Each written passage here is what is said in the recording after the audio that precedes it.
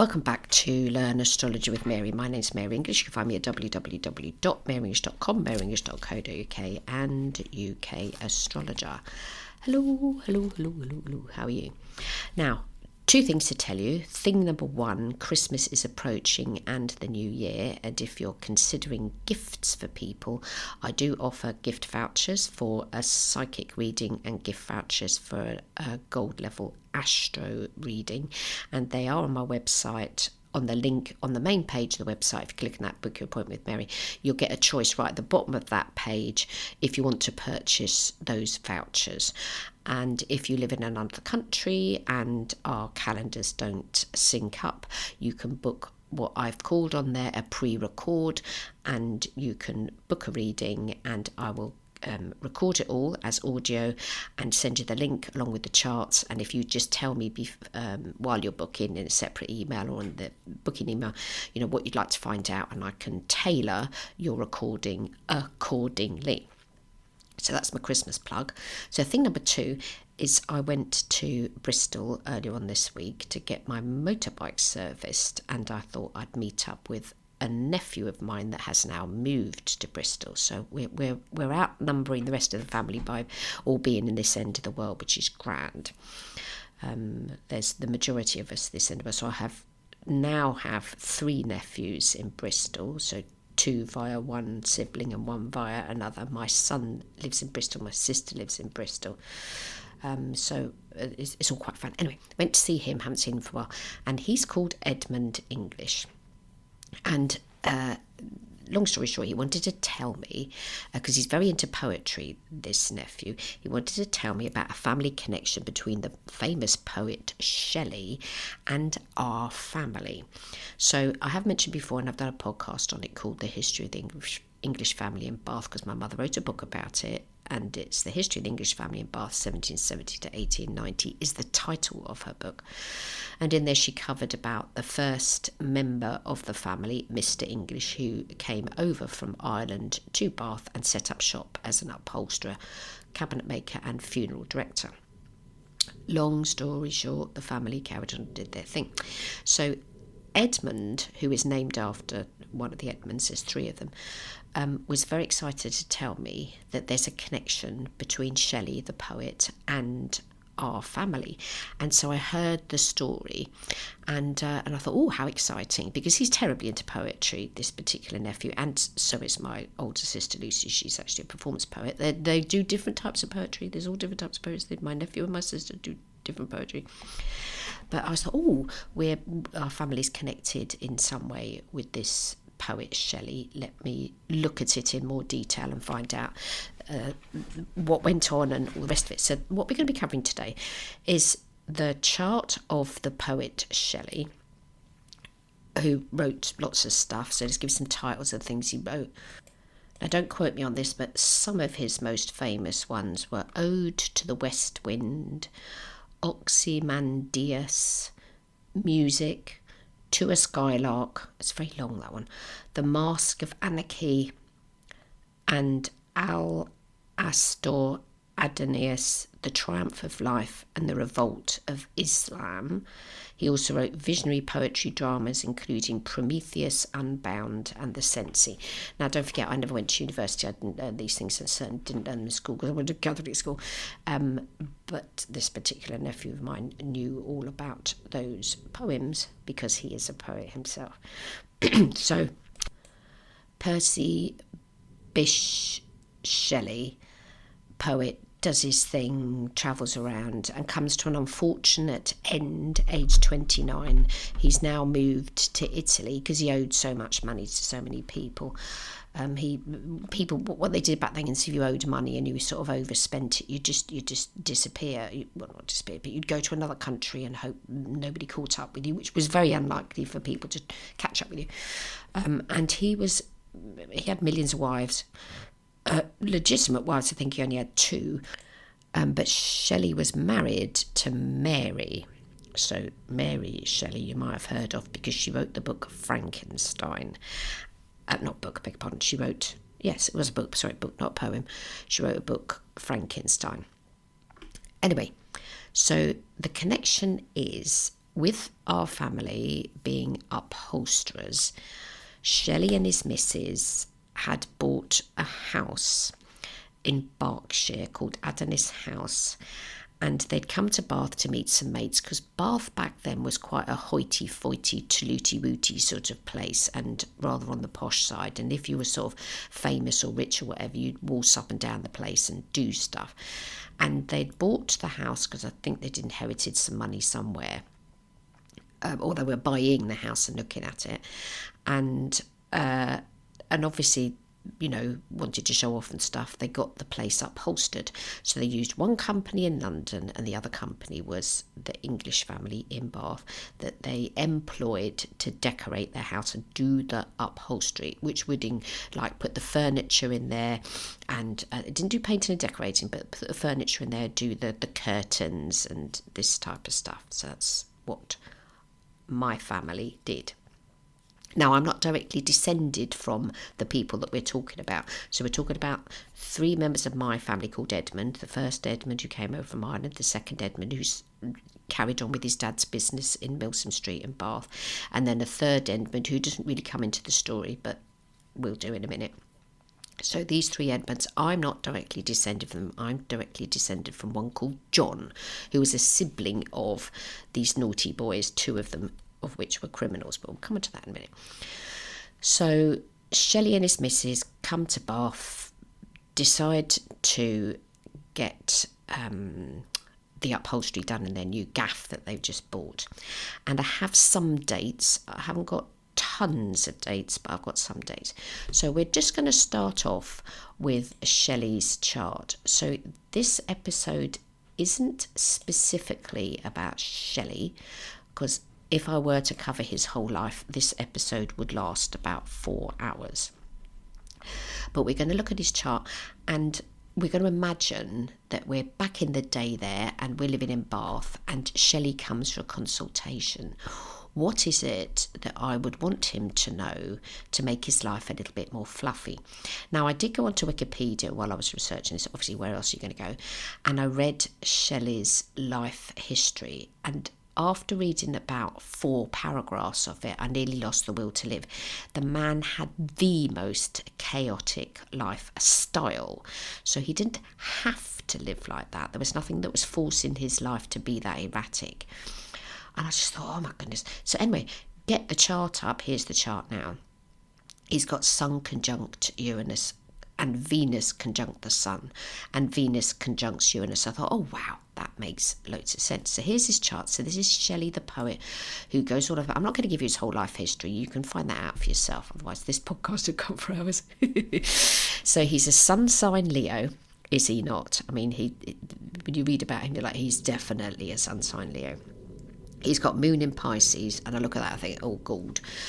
Moon in Pisces, that's going to be the moon of suffering. So Moon in Pisces, the various astrologers have described that as when the moon is in Pisces, it's the sign of martyrdom. It's not my fault, it just happened to me, that type of thing.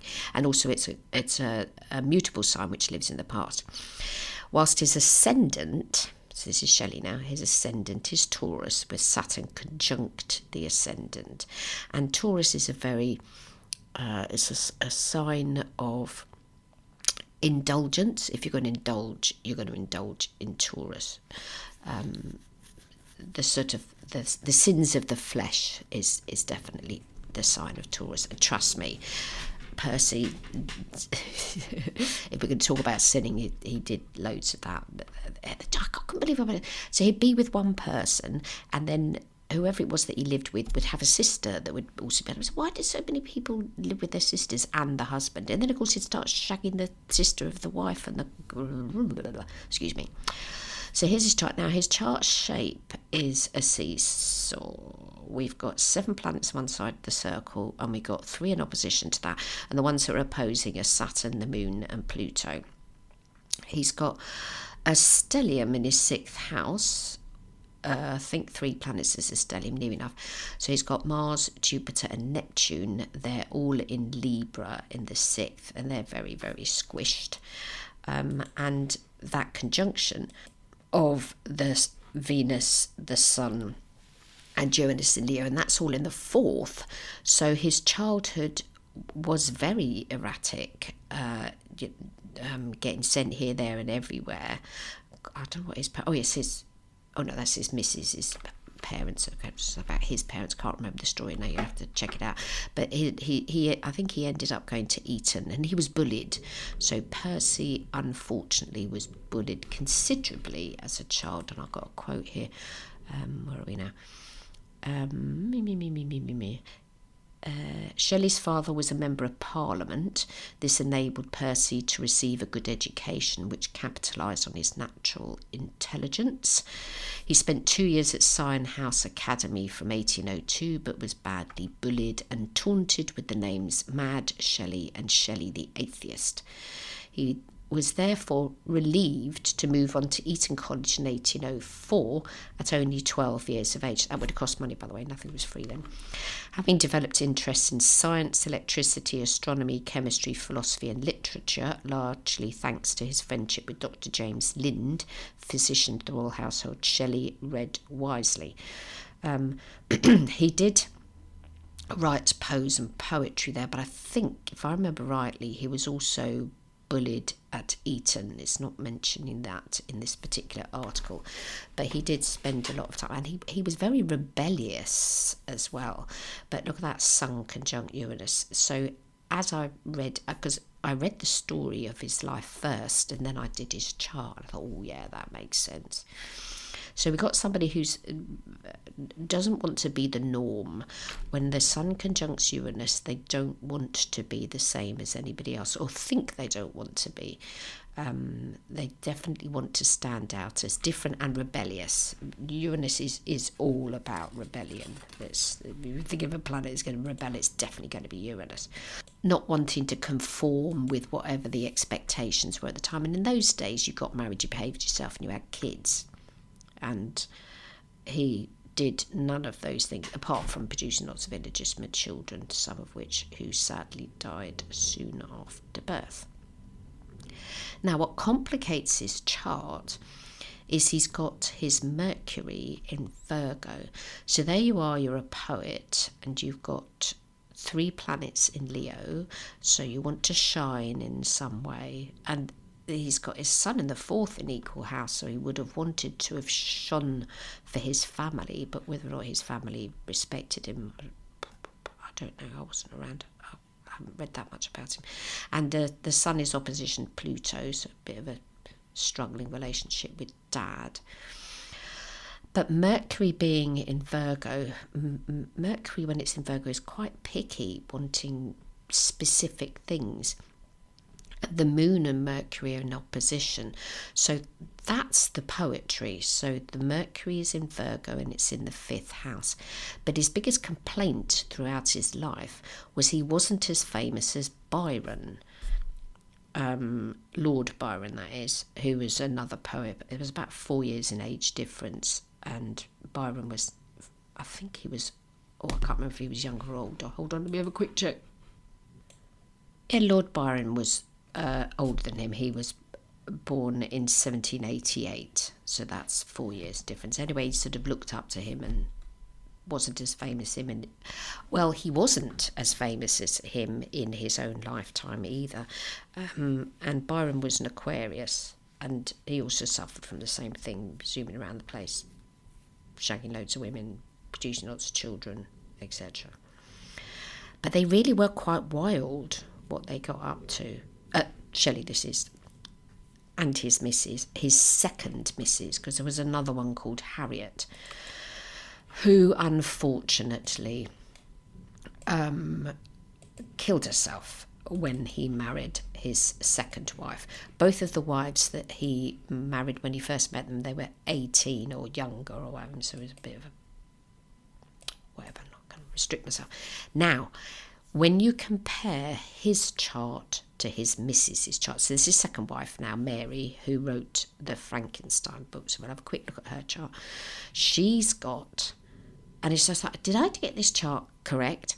She's got a Cancer ascendant, so Percy's ascendant is 1 degrees Taurus. Mary's ascendant is 2 degrees Cancer. Eee! And she's got Saturn on the ascendant 9 degrees. He's got Saturn on the ascendant 2 degrees. I will put these charts up on the show notes, so do zoom over to Libsyn and have a look at the charts if you don't want to go to astro.com, because they're on astro.com. You can check them out. I thought, oh, blimey, there's some strong similarities in their chart. And the other enormous similarity is the Sun conjunct Uranus. Now, in Mary's case, she's Sun Virgo, Moon Saggy, Mercury Virgo. So both of them have Mercury in Virgo, even though he's a Leo. So I think she transcribes a lot of his stuff, and after he died, sort of, I don't know, helped his stuff get a bit more famous. Blah, blah, blah. And she's got Sun opposition Pluto as well. So they've already got the same sort of issue with authority and parents and dads and that sort of stuff. So their charts are similar. And of course, after he married her and she started producing children, wherever he sort of went off her, blah, blah, blah. And she's got Mars 1 degree Virgo, Sun 7 degrees Virgo, and Uranus 12 degrees. So her little combo is Mars, Sun, Uranus. His is Venus, Sun, Uranus. I think she had more than one lover, but don't quote me. But she, in a sense, was luckier in that her Mercury's in the same sign as her Sun sign. So I would assume she could talk about something and talk from the heart. When your Mercury's in a different sign to your Sun sign, it makes it a lot more tricky to be able to talk about and do it more easily. How do you feel? What do you think? Your Mercury's in the same sign as your Sun sign. It's easier. Now you have to excuse the karaoke voice. I've still got a bit of a cold knocking about, hasn't quite gone. So Mary Shelley is born on the 30th of August 1797. Percy Byshe Shelley is born on the 4th of August 1792. There's 5 years difference between them. They're both born in the evening. He's born at 10 p.m. She's born at 11:20 p.m. But their ascendants are compatible. Their sun signs obviously aren't. And we always have to remember that when we first meet someone, the thing that attracts us to the other person, 99.9% of the time, if we meet them face to face, will be the ascendant.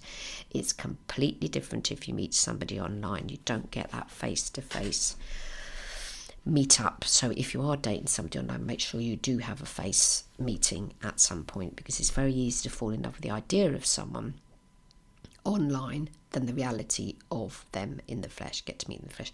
Now their moons don't get on. She's got moon in Saggy, he's got moon in Pisces. They're both mutable moons that live in the past, but they're square to each other, not exactly mathematically, because his is 15 degrees and hers is 27. Her chart shape's a bit more splashy than his. His is definitely seesaw. Hers is erratic, sort of bits here and bits there. And her Sun and Uranus are in the 3rd in equal house, and Mars is in the 2nd. But they're not wildly different in age, so their outer planets are in the same sign, I think. Yeah, he's got Pluto 22 degrees Aquarius, she's got it 29, and that's a point. So if we're now thinking that Pluto's gone into Aquarius, which it has, and it's going to be there till 2044, I think that's right. Is that right? 2044, and we're 2024. It's 20 years. I'm 99% sure about that. We're now entering an era that is similar to back then. So Percy's got Neptune in Libra. She's actually got her Neptune in Scorpio. He's got Uranus in Leo. She's got Uranus in Virgo. That's interesting because, yeah, he's got Uranus in the same sign as me. My Uranus is in Leo. and I was born in 1960. She's got Uranus and Virgo. So in the 60s, Uranus was went from the sign of Leo into the sign of Virgo, because she's marginally younger than him. That's right, by 5 years. So there we have set the scene. We have him and her, and they're having some sort of relationship. Can't remember if they were or weren't married at that point. Now, there they are. They're going to buy this house in Berkshire called Albion House.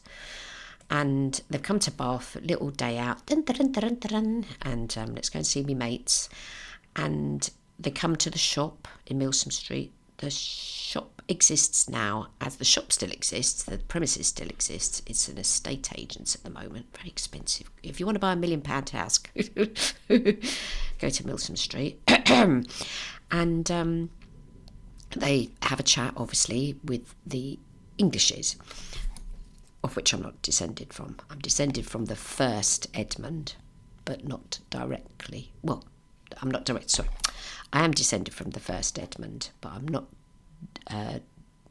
descended from the second Edmund, because there were two more Edmunds who eventually went bankrupt and decided to leave the country, as you do, to avoid their debts, which is exactly what Percy did himself.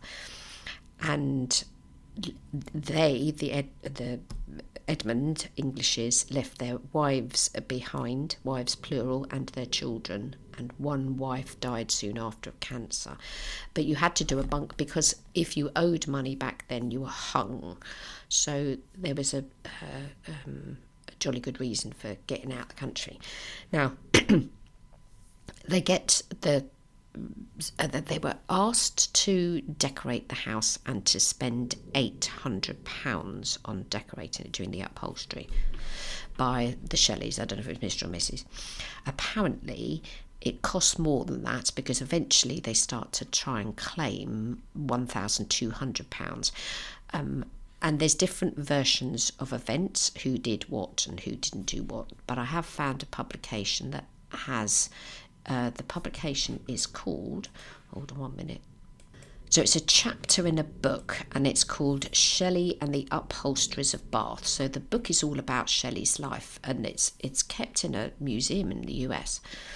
And it's everything that he ever did, and every receipt for everything he had, every letter that got sent. An enormous amount of information is reproduced in this 18 volumes. It's enormous, and this is in volume number 8. And anyway, I found it on the Internet Archive and sent a copy of it to my nephew, because he wanted to read the story about what has and hadn't happened.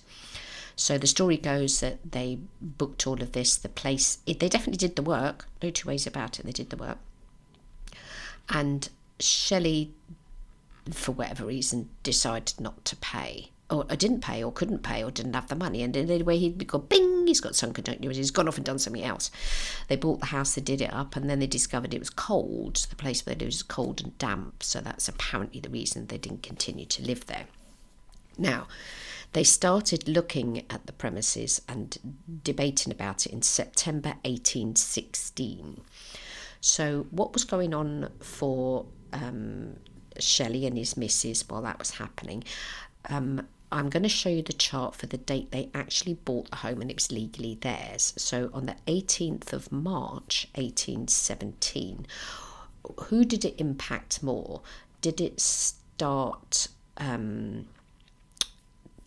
did it impact Mary more, or did it impact Shelley more? So I've got charts for that, transit charts, because we've got accurate birth dates, and I'm loving this because it's accurate birth dates, and we've got proper dates. Something happened. So they took the house 18th March 1817, and the decorating of this is what my family connection is with these poets.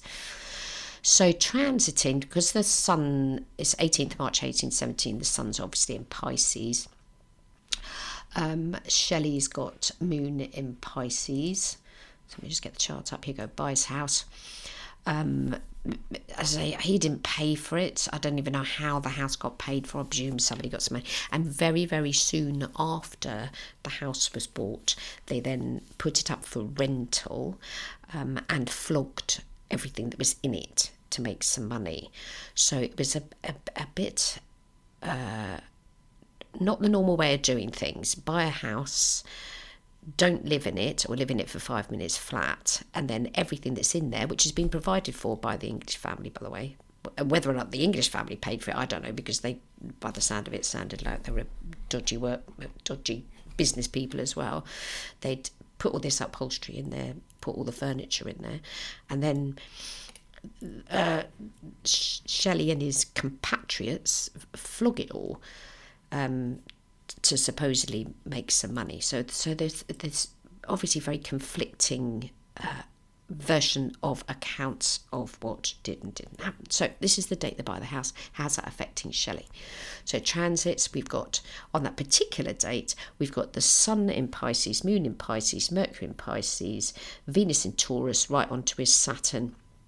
So the reality, the Taurus is the ruling, Venus is the ruling planet to Percy's chart.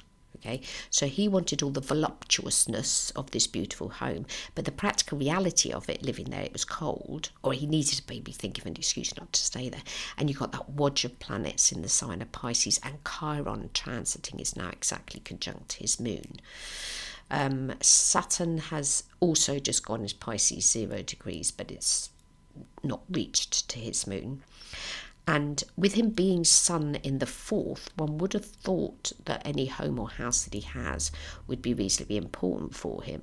But he was itinerant. He travelled a lot, eventually ended up in Italy, went all over the place. So how did it impact Mary? There's only one planet that is, two planets that are conjuncting anything. So transiting Neptune is now coming towards her moon, which isn't very fun because the moon is how we feel, the 6th house is health. Neptune coming towards it, it's not conjunct because transiting Neptune's 24 degrees and her moon is 27, so it's a few degrees away. But the moon is how we feel and Neptune's the planet of illusion. So I wouldn't make a judgment if that's positive or negative. And her natal Pluto is 29 degrees Aquarius and transiting Saturn is 0 degrees Pisces. So Saturn has just gone past her Pluto. So the only thing that's even coming up to anything in her chart is Neptune. So I don't really think she probably was too involved, or the date they got it just would have been a blur for her, because the minute they got and she's not very old. So in 1817, how old is she? Yeah, she's only 20. Would you buy a great big mansion when you're 20 and know what you're doing? A pair of them didn't know what they were doing. It just swung from one chaos to another. And of course, they were writing loads of poetry about it all the time. Neither of them were really living in the real world. But then that's probably not what you need to do if you're a poet.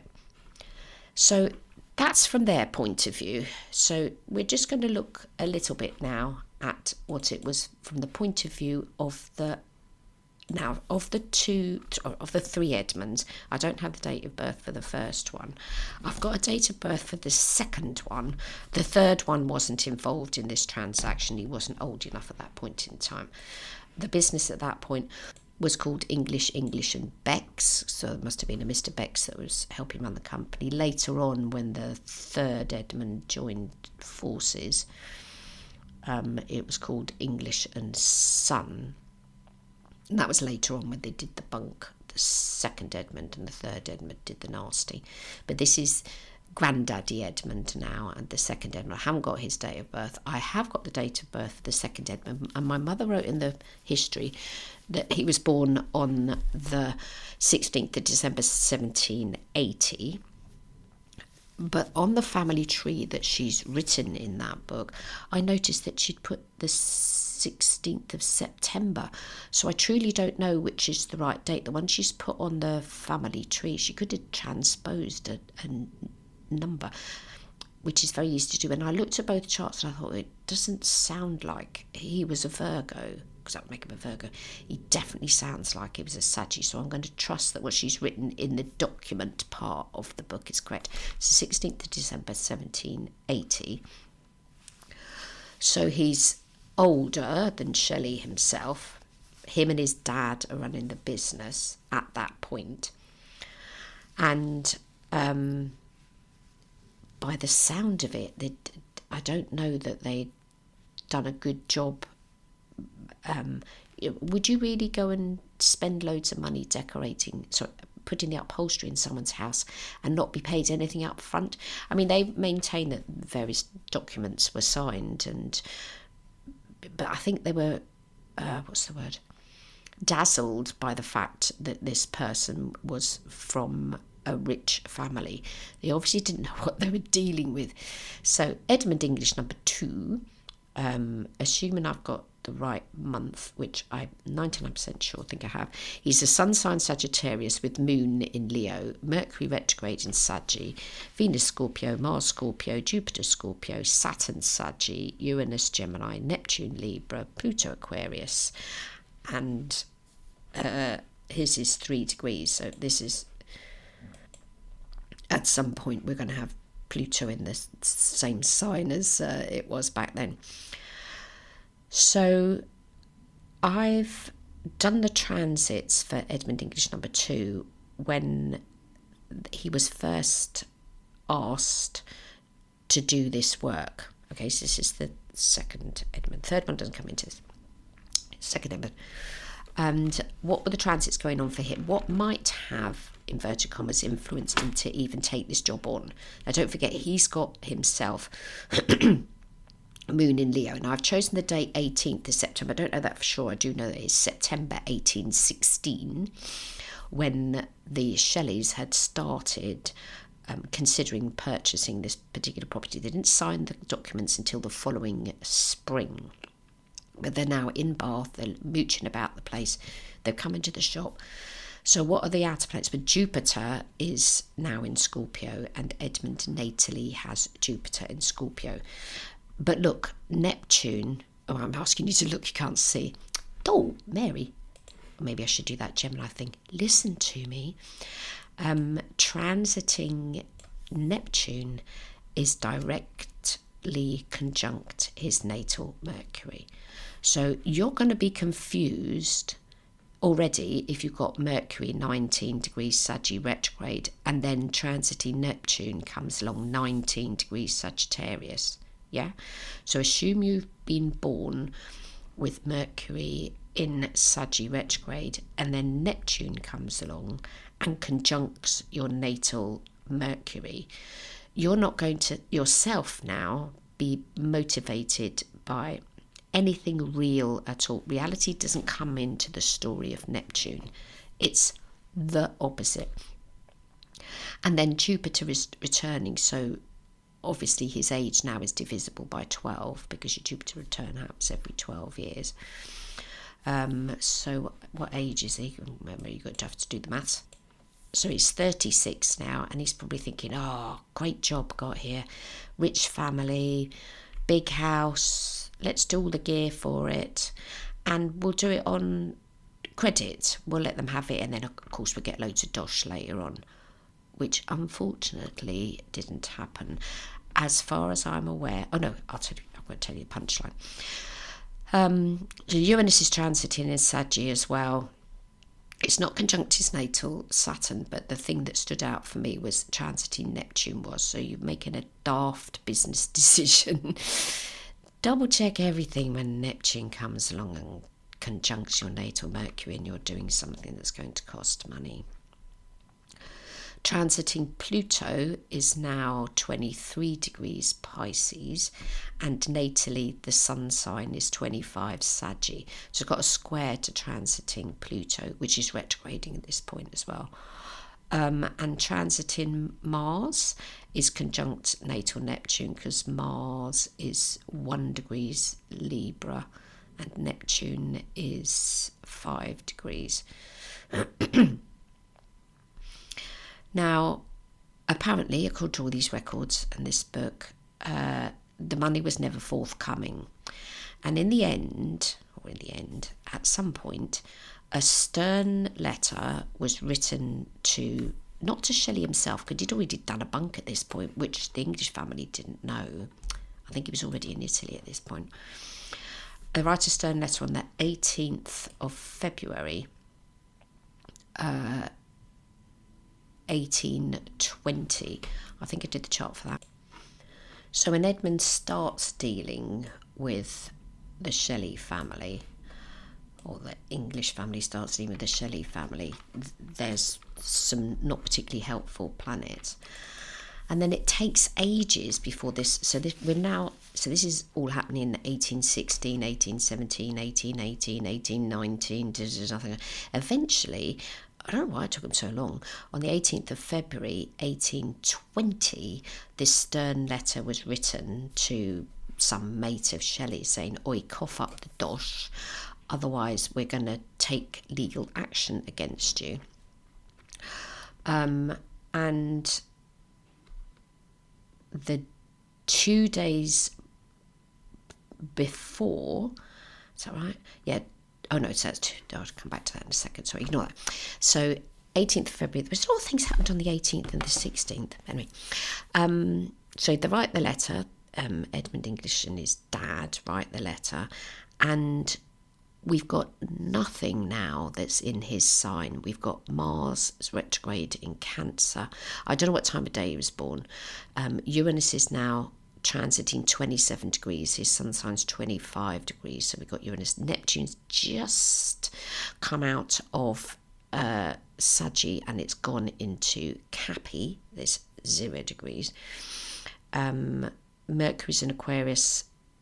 Sun's in Aquarius. Jupiter is 29 degrees Aquarius. Pluto's 26 degrees. There's a lot of things getting to the end of signs. Chiron says Saturn's just gone into Aries, and the Venus is in Aries, and the Moon is in Aries, but transiting Cancer. Mars is in Cancer, which is what retrograde, which is what it's just about doing at the moment. It's transiting retrograde in Leo, and then it's going to go into Cancer. And that letter did nothing. Now, it took 2 further years for the English family to take out some insurance. And in the insurance, I've got the date of that, I'm not going to do the chart, but it was the 16th of February 1822, 2 years later. They took some insurance out because they were told that the Shelley family were going to come into some dosh because his dad's 69, he's not going to live forever, and they're going to leave him some money, and then, we'll be able to pay you the money back at that point. So they took out some insurance, and they say, the Englishes say, they didn't read the small print that said if Shelley happened to die in a boating accident, then the debt would be written off. And the most ironic thing is that is exactly what happened to Shelley. He died in a boating accident, and I've read the document itself, the actual insurance policy that they took out, and it does say in there, in probably about the second paragraph, that if they die in a boating accident, if Shelley dies in a boating accident, that's not going to happen. So let's have a look at the transits for Shelley's death. So Shelley was born with Saturn in the sign of Taurus. He died when he was 29. He was having a Saturn return. Transiting Saturn was 8 degrees, and his natal Saturn was 2 degrees. Now, there's some sort of story about why did he go out in the boat trip at that particular time. He was visiting Byron, who he worshipped, and the journey was coming back, but the people that he'd chosen to steer the boat, is that the right word? There is a word for it, I can't remember, but the people that were running the boat were very young and inexperienced, and they hit some bad weather, and everybody went overboard, and eventually his body was washed up on the shore, and I think they cremated him on the beach, and there's lots of different stories about it. So we've got his death now. It's 8th of July 1822. The moon is in the sign of Aquarius. His natal Pluto is retrograding in Aquarius. Pluto is now retrograding in Aries, so it's just gone out of Pisces, which has been for yonks. And the biggest thing is the Saturn return. I'm not saying the Saturn return killed him off, but that is just what happened. And the sun is in Cancer and Mercury's retrograde in Cancer, and quite uniquely, transiting Mercury, which is 24 degrees Cancer, is exactly now conjunct. Transiting Mercury is 24 degrees Cancer. His natal Chiron is 2354. So we've got his Chiron, Mercury retrograding smack onto it, because it was misguided to... Nothing that he ever did was thought through, let me tell you that much. And transiting Mars is exactly conjunct to his North Node, 24 degrees Virgo. So that's the fact that he done. And this is what my nephew said to me. He told me the story, obviously more succinctly that I'm telling it to you today, that the insurance policy stated very clearly in it that if he drowned at sea, and then guess what, he drowned at sea, so he didn't end up having to pay back the money that he owed, which eventually pushed... I don't know if it's specifically that, and I don't think the English family are doing very good with the way they were running the business, because they went bonk. They managed to get themselves back together again. I don't know, borrowed money or something. And then the next two Edmunds, so the second Edmund that I've told you about, his son started running the business with him, and they started writing blank cheques. They did a big event. So there's a guy called William Beckford who lived in Bath, and he was a well-known chap. And they organised his funeral, and they went overboard with his funeral. You know, horses with things on, and a procession, and I don't know what came over them. But they overspent on the budget, and that pushed them into debt. So then they started writing dodgy cheques, and you get hung. So those two Edmunds, so the one that we've talked about and his son as well, decided to disappear. We don't know where they ended up. We think they might have gone to America. We have found some possible descendants over there, and left their wives behind, and sad story. So, and I sort of, while I was reading it and researching it, I wondered, is it any different to what happens today? Those same things happen today. People fall in love, fall out of love, do daft things, get into debt. It isn't any different. The circumstances and the way things and how people get into debt is a bit more different. I mean, you've got banks breathing down your neck now. It'd be a bit more difficult to like overdraw on your account. I don't know. But crime, I don't think, alters over the years. So it's quite... it was interesting hearing about the Shelley connection, but then when I looked into it in more detail and I read about him, it's just that my brain frazzled, and that was because of his Sun conjunct Uranus, and then his Mrs. Mary as well, Sun conjunct Uranus, and just I couldn't believe how much they moved, how many different women were involved, and they'd fall in love with this one, and it was just unadulterated chaos. But that is how things are going to be when the Sun conjuncts Uranus in whatever sign it's in. And I thought it's very descriptive of how their lives were lived. So if you want a classic example of the type of life that can happen when the Sun and Uranus are conjunct, read up about Percy Byshe Shelley and his Mrs. Mary, or his second Mrs. Mary Shelley, and the way they lived their lives. That is classic Sun conjunct Uranus.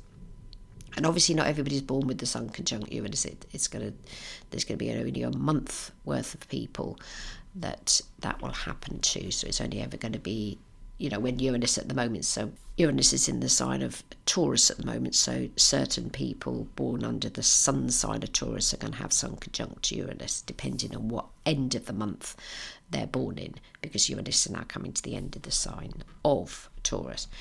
So there's a limited amount of people that are ever going to have that configuration. I've said before, and I say it again, that Donald Trump has Sun conjunct Uranus. And again, he's an example of a life that is lived under Uranus, not wanting to conform to anybody or anything, doing their own thing as and when they want to. It's very much, I was going to say me-centered. It's not. It's wanting to just sort of buck against everybody's ideas. It's not a calm combo to be born under, but... So there we go.